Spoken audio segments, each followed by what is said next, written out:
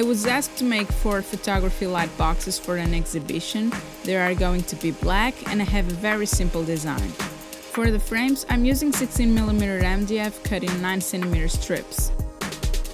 A nice way to remove the saw blade marks is to clamp them together and sand all the edges at once. The strips are cross-cut at the table saw, taking into consideration that I'll be using rabbet joints. The rabbets are cut in both ends of the shorter pieces that, in this case, are going to be horizontal since the photographs are meant to be mounted in portrait mode. At the router table, I create rabbets in all pieces all the way along to hold the backer boards.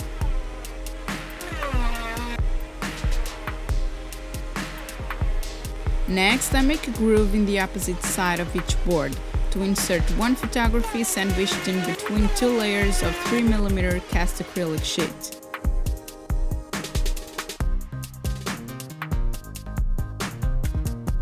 I'm joining the frames with plywood screws and I like to make pilot holes to make sure everything goes where I want. Let's see how this works together.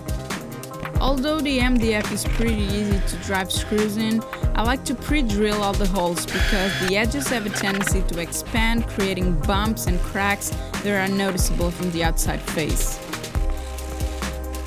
I give it a light sanding and identify each frame and each removable side.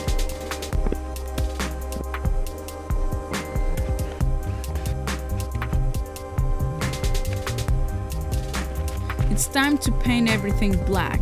I decided to paint the removable side separately to prevent paint cracks when the frames are unscrewed to mount the photographs.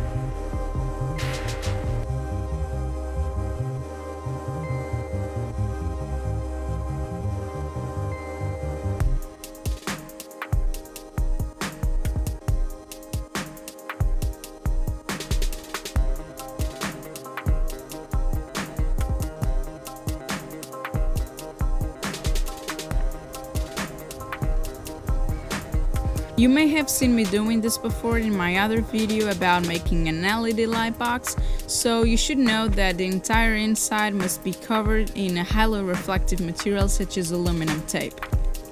Don't forget to cut the tape in the corners next to the removable side, otherwise it won't open unless you damage the aluminum tape.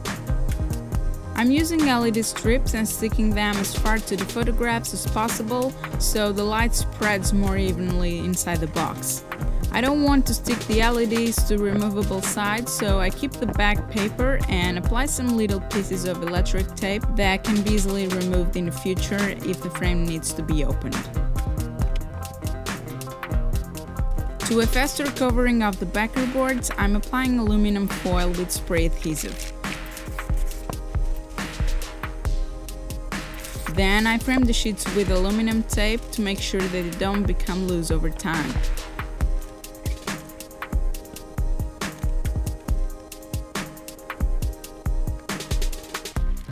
It's time to assemble everything. The photographs are printed in Fuji Trans paper, which is a translucent photographic paper specific for this type of work. They are going to be placed in between 2 sheets of cast acrylic. One is white opaline and the other one is clear.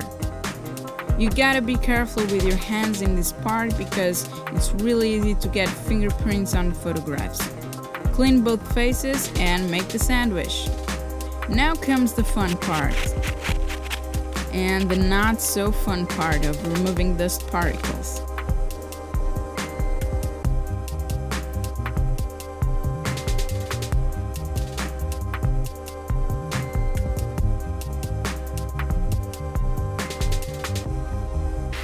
The whole thing is carefully assembled and you can see the huge difference it makes to have a reflective backer board. Here you can see the final effect with all 4 light boxes mounted in the gallery. This work is called Nihility and belongs to my friend Daniela Alves. So if you got any questions about the build or the materials, feel free to ask them in the comments below, and thanks so much for watching.